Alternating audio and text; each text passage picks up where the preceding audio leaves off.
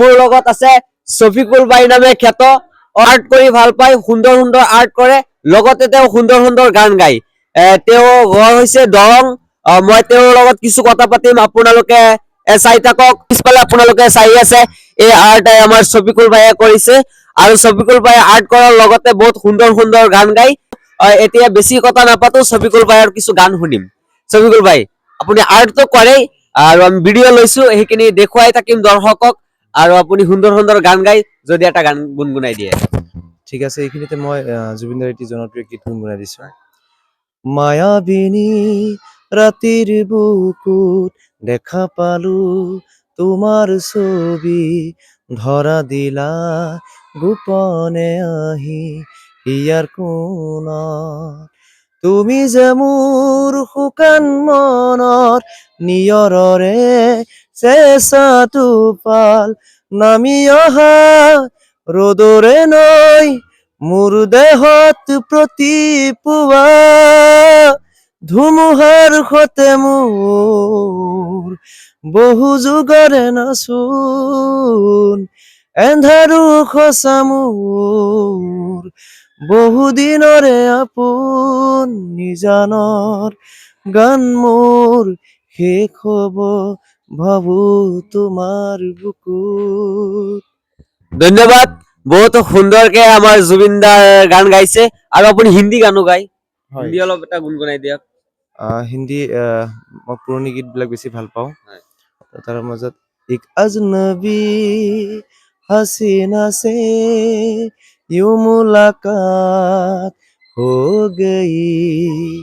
फिर क्या हुआ ये ना पूछो कुछ ऐसी बात हो गई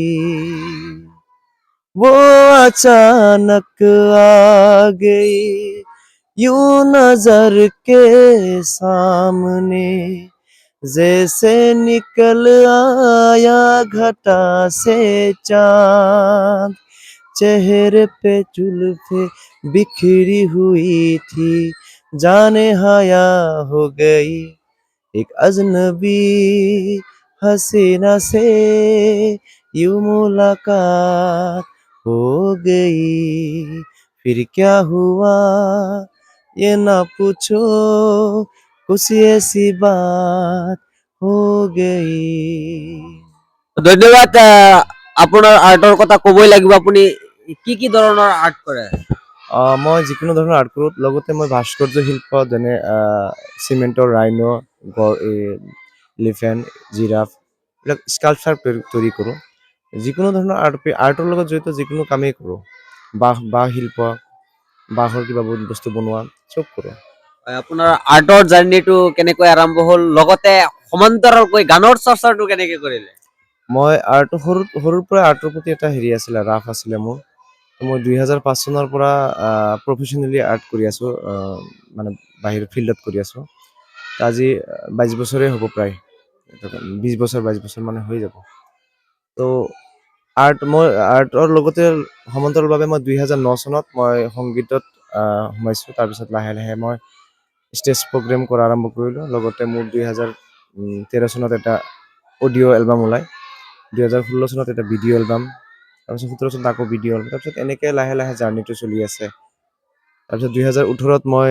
কেৰিঅ'কে ছুপাৰষ্টাৰত আছিলোঁ তো ছুপাৰষ্টাৰত মই জিকি আহিছোঁ ধন্যবাদ আৰু আপোনালোকক এটা কথাই মই ক'ম আপোনালোকক দেখুৱাই থাকিম ভিডিঅ'খিনি বাকী যিখিনি ভিডিঅ' আৰ্ট কৰিছে সেইখিনি ভিডিঅ' দেখুৱাই থাকিম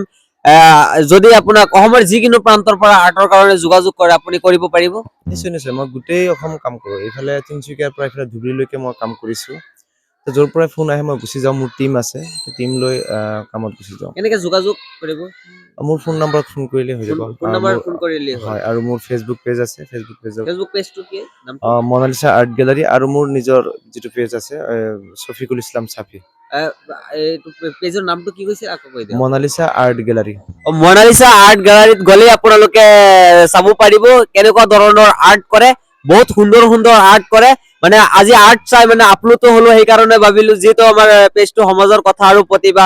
ফেচবুক পেজ আমাৰ শফিকুল ভাইৰ মাজত ইমান প্ৰতিভা সোমাই আছে গানৰ লগতে আৰ্টৰ প্ৰতিভা যে সোমাই আছে সেইকাৰণে হঠাতে ছবিকুল বাইক লগ পালো। ছবিকুল বাই আমাৰ দৰঙৰ পৰা মৰিগাঁওলৈ আহিলে, খবৰ পালো। খবৰ পাই আমি হালদিবাৰী নিউ এল পি স্কুলত আহি উপস্থিত হলো। তো আপোনালোকে চাই থাকিব, আৰু কাৰোবাৰ যদি আৰ্টৰ প্ৰয়োজন হয় আমাৰ ছবিকুল বাইৰ লগত যোগাযোগ কৰিব।